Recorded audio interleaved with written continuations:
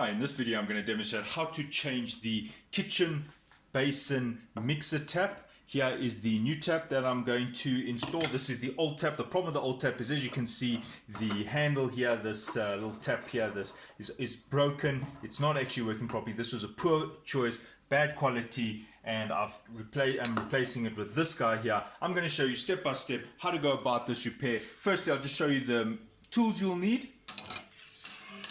Right, the tools you'll need here is a shifting spanner. I also have a second shifting spanner. This is a smaller one. And a vice grip is helpful, although not mandatory. What it does is got a variable size, almost like a shifting spanner, but it's spring loaded. And then I do have a long nose pliers just for difficult to reach places, and a torch is always helpful. All right, and then obviously don't forget about the replacement tap. If you are doing this repair for the first time, make sure that your replacement tap does come with new pipes. If it doesn't, you must make sure that you have these washers, because these rubber washers inside here do get a bit old and they don't make a good contact and water leaks, and also over here. And these will be inserted in there and you screw them in, and it actually blocks the water from coming through. Right, so without further ado, I'm going to show you how to install this tap. I had installed these stopcocks much earlier for the reason that I knew that I may have to change this tap. So what it does is I can actually switch off the water there and here. Now the water is actually off, which means that if you unscrew these pipes, then what will happen is the water will no longer come through. So this is a good thing. If you do not have this, you will have to go and switch off the water at your mains. Normally it'll be outside your apartment or on the street, so you'd have to switch off the water. But keep in mind that even if you switch off the water in houses that have boilers or geysers up in the roofs, you'll find that some water will still come through even if you switch off your water at the road, because of the pressure which is now coming here. So you might have to actually just might have to get a second person to just put their finger in there, because the hot water might actually come through. But fortunately I have two stopcocks, so I have closed them now, and I'm going to unscrew the pipes.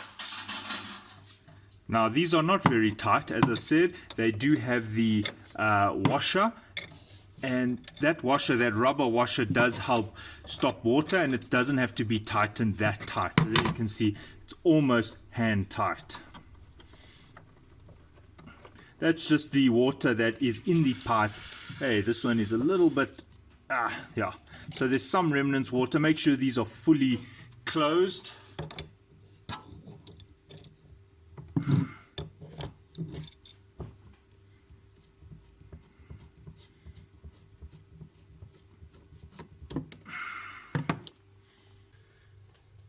Right, so ideally you want to get these out. If you have space, then that's great. In this case, I was able to get this long nose pliers onto the, if you can see, there's a nut there. There's a nut at the back there, and by loosening that nut I actually can loosen the tap. So I'm just taking a number 10 socket now.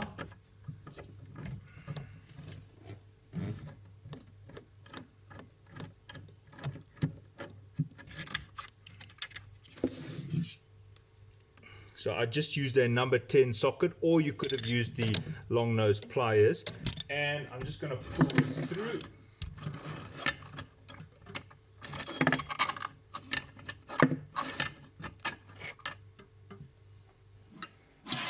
Right, so this thing has come loose. I've pulled the pipes through that hole in the tabletop. Now in my case I didn't have to get these off because I had space to loosen the nut that was had fixed this onto the tabletop. But just so you know, if you might be finding that you haven't got space, just take these off. It can help you. You'll find that you have more space to actually get to that nut. So that's a tip. Right, now we're installing the new tap. Right, now the next step is to get the pipes into the mixer tap. Now keep in mind there is this fitting, and this fitting has to go here. So you can either put it on now and then put these in, or you can put it on afterwards. But make sure that you do not fasten these and then try and get this on, because then you're stuck. You'll have to open the tap. So my advice is you can just put this on now, just over there, hold it in place, and get your first pipe turned into its position. Now you might be wondering which one is hot and which is cold. Now as you can see, these pipes are two different colors. The one has a red piping on and the one has a blue piping. What I mean by piping is I mean like a bead. And what happens here is it's actually not important for this side because it's a mixer tap. It doesn't make a difference which one you put here. These color codes are actually for your pipes under the sink, which I'm going to show you in due course. Right, let's get these in here. All you need to do is place it there and turn.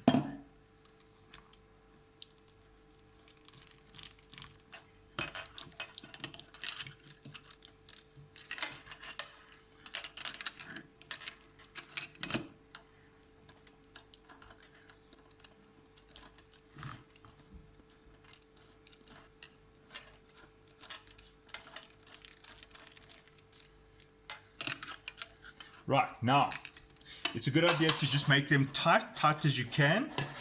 So what I'm going to do is I'm just going to squeeze like that, and that's fine. And squeeze like that. Remember, it has got a rubber washer, so that will hold it in place in terms of that will block any leaks. Right, now there's one more hole there, and that hole is actually for this guy here. And what this guy does is he fastens through here, rubber side up, and it goes like that, and you're going to tighten this, and that is going to make its way into so it's a good idea to actually put this thing on first. And what's going to happen is you're going to open the bottom here. This thing can be tightened into the body of the tap. The tap goes through the tabletop with the pipes, and what you'll then do is you'll then insert the rubber one first, then you'll insert this steel one, and thereafter you'll put this nut on. And as you tighten the nut, it'll tighten the pillar tap in place. So that's what I'm going to do now.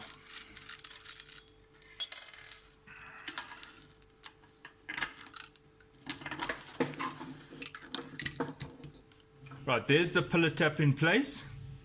Now, you might want to decide on the positioning that this mixer lever is going to be at. For example, you might want it somewhere about there.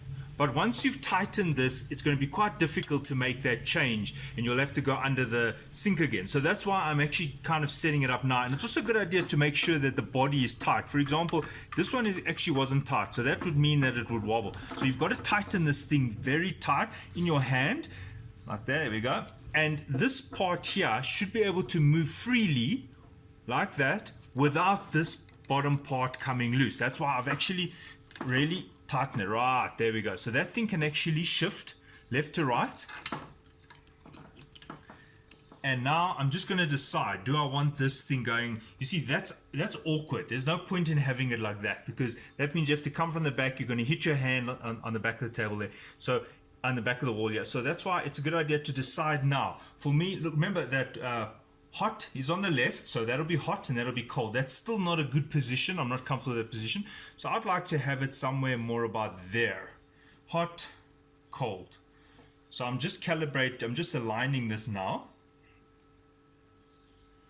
There we go. There, that's perfect. Cold, hot. So I know that hot will be in this direction. Okay, so now that means that I can go under the table and actually fasten the this bracket on and this nut. And one last thing, I didn't say it, but when you put this on, make sure the surface here is clean. And I'm just going to demonstrate a way to clean that. And just using some alcohol-based cleaner. This happens to be called methylated spirits, but basically it's just alcohol. No, it's not your brandy or your whiskey, but what it does is it removes any oil. So alcohol is very good, or thinners. You could use thinners, but I don't like to bring thinners into the kitchen. So here we go. I'm just removing any oil that may be here, although there is none. I'm just for demonstration purposes. So now this rubber washer at the bottom here will really stick to this tabletop now. I can already see how that has helped. All right, so now we put that in there. We know that's going to be like that. And if you want, you can just put something here to hold it up so that it holds it in place and you know exactly where to tighten it. Right, so now I'm going to go under the table to fasten these pieces on. Right, now these are the pipes, and I'm not going to pull them now because I don't want to offset that. What I'm going to do is I'm going to get the kind of the rubber fitting and the steel bracket that's going to go over there, and then there goes the nut. So all I'm going to do is I'm going to thread that through on the, you should see it there, there's the threaded rod that's coming through there. I'm just going to thread this through.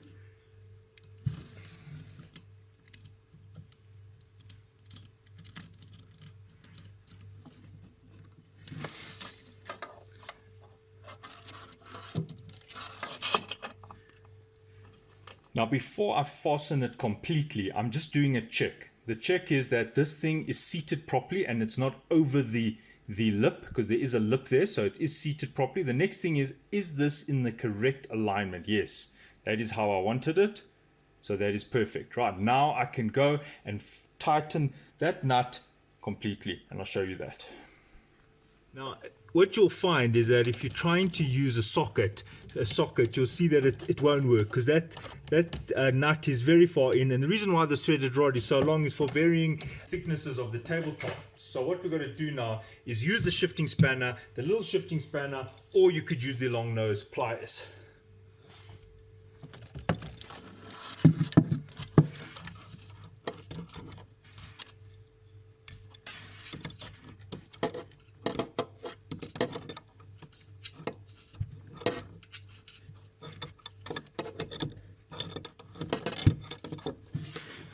Now that is tight. Now it's time to just fasten the pipes to the respective water taps here. And this one is hot and this one is the cold one. And we just tighten these.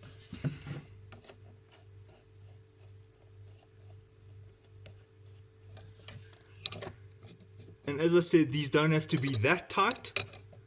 Once you feel resistance, do half a turn.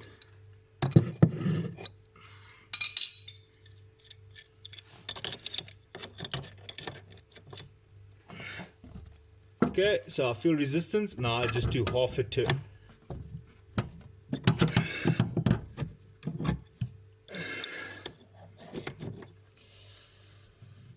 Now, it's a good idea to leave it for 24 hours to check if there are any leaks. As you can see, there is one there, so that's still not tight enough.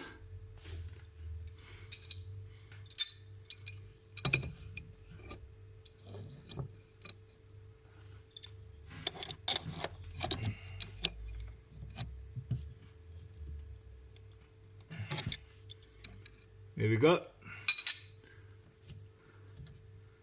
Right, so we're going to watch that. Right, so now we check. Is there any water coming from these pipes here? No, nothing from the tabletop, nothing on the pipes themselves here where the join is, nothing here. No, it's dry. On the floor here or on the shelf here, nothing, it's dry. Right, what I recommend is it's not a bad idea to do a final tighten of that threaded rod nut, for the reason that that rubber actually seats a bit and it actually gets thinner. So it's not a bad idea if after an hour or so you just give it another turn or two, just to make sure that this is fastened tight. As I said, this rubber does actually compress. The brand new tap, as you see, the lever here, that is cold, that is hot and that is cold, and that is how you install a kitchen basin tap. I hope this was helpful. Thanks for watching. Cheers.